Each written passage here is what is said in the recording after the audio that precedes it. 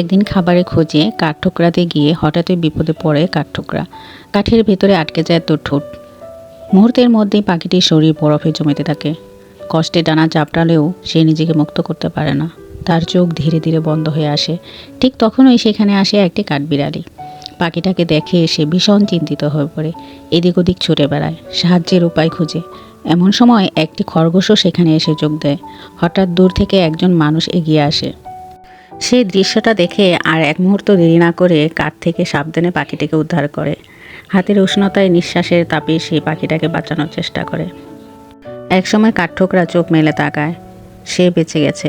কিছুক্ষণ পর সে উড়ে যায় কাছের একটি ফুলের গাছের কাছে। সেখান থেকে একটি সুন্দর ফুল ছিঁড়ে এনে লোকটির হাতে দেয়। কৃতজ্ঞতার ভাষা যে কথা ছাড়াও বোঝানো যায়, সেই দিন তা সবাই বুঝে যায়। ভালোবাসার সহানুভূতি আর সামান্য উষ্ণতায় একটি প্রাণ বাঁচাতে যথেষ্ট।